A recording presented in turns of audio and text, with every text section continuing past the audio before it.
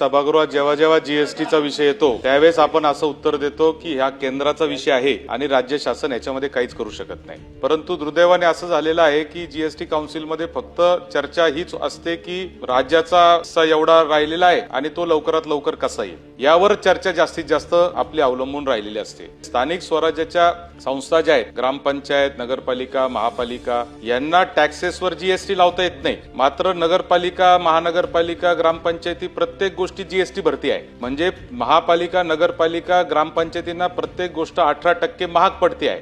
आज शिक्षण संस्था आहेत, चॅरिटेबल ट्रस्ट आहेत, यांना जीएसटी घेता येत नाहीये, परंतु प्रत्येक गोष्टीमध्ये जीएसटी मात्र भरावा लागतोय। माझी विनंती सभागृहाच्या माध्यमातून सरकारला ही आहे की या जीएसटी काउन्सिलची बैठक कधी आहे त्याची माहिती पण एक तर सभागृहाला द्यावी आणि ती होण्याच्या आधी सगळ्या सदस्यांचे मत जाणून घेऊन एक रिप्रेझेंटेशन आपण महाराष्ट्र शासन म्हणून, महाराष्ट्र सरकार म्हणून केंद्र शासनाला देऊन या सुधारणा करण्याच्या दृष्टीने सकारात्मक पावलं उचलावी। सन्माननीय सदस्य सत्यजित तांबे साहेबांनी जे मुद्दा या ठिकाणी उपस्थित केला, जीएसटीच्या काउन्सिलच्या रेग्युलर बैठका होत असतात, पण आता ज्या मुद्दे या ठिकाणी उपस्थित केले त्या सर्व मुद्द्याची नोंद घेऊन या संदर्भामध्ये जे काही आवश्यक सूचना आहेत त्या जीएसटी काउन्सिलच्या बैठकीमध्ये माननीय मुख्यमंत्री जाईल किंवा अजून कोणी जाईल, कायद्याची चुकीची अंमलबजावणी या कोणी करत असेल आणि लोकांना वेठीत धरत असेल तर त्याच्यावर योग्य ते कारवाई करण्यात येईल।